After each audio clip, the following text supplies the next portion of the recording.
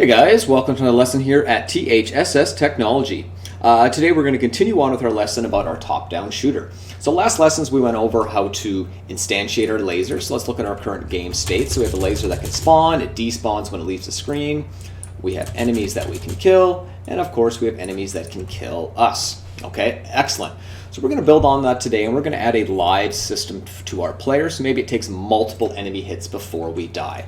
So let's jump right into that. It is a slightly more complicated lesson than we've been doing lately, because today we're going to learn how to call one script from another script. Okay, so let's head over to our code and specifically our player controller. The first thing we're going to do is we're going to create a new public, and we're going to create a public int, okay, because it's being an integer, and we're going to call this integer lives, because this is going to represent our player's lives. And we're using an integer, not a float, because your lives are going to be whole numbers and not decimal places, okay? So we create a public integer called lives, and by default, let's just make it equal to 3. We can always change that later because it is a public, but we've created a new integer now called lives that is currently set to 3. And I'm just going to collapse some of these elements to our code here to make it a little bit easier to read so we can see what's going on right now. And what I want to do is I want to make a new void, and it has to be a public void because I'm going to be calling this from other scripts. That's really what public means. You know, we've kind of been telling you guys that so you can read it from the inspector, and while that is true, a public actually really means that other scripts can see its elements as well. So we're going to create a public void, and we're going to call this void damage. Okay? We're going to create a public void, and we're going to call it damage. So let's open up the public void damage now and figure out what it's going to do. First off, we're going to take our lives variable that we created earlier as an integer up here, right? So we're going to take lives, and every time the public void damage is called, we're going to minus our lives, and we do that by doing 2 minus signs. Okay, so what that means is every time damage is called, we're going to minus 1 of our 3 lives. Okay, excellent. And then we need to make an if statement for when our lives get to 0. So if lives is less than 1, which has to be 0, we're not doing less than equal to 1. So if our lives are less than 1, what do we want to happen? Well, we just want to destroy this game object.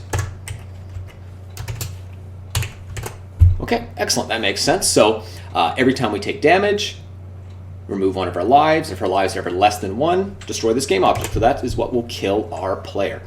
Perfect. So that's the first part of this lesson done. Now the next part, we need to go into our enemy script and modify it so that whenever the enemy hits us, we take damage. And specifically this damage right here. And the reason why we're going to be able to call this is because we made it a public.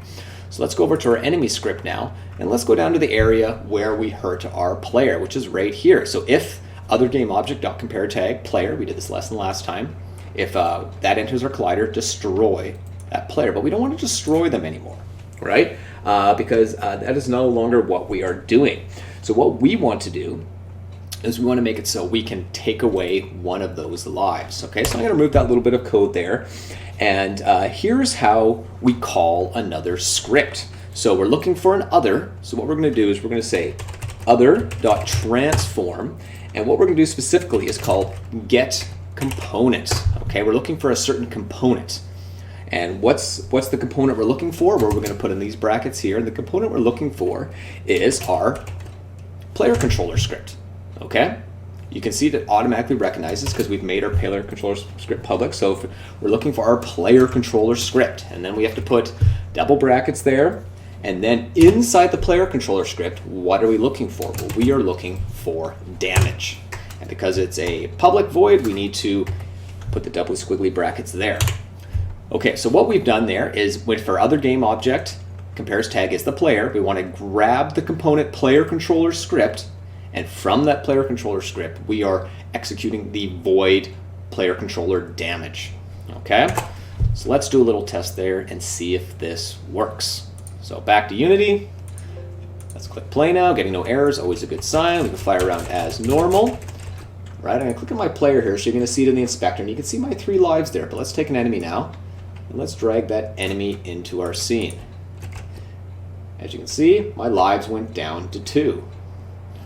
Enemy hits me a second time, my lives go down to 1, and this should destroy my player. Excellent.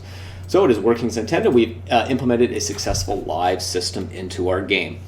Future add-ons for this lesson is we'll build in an actual health bar so the player can see in their heads-up display in their HUD how much health they currently have. But we'll worry about that another week.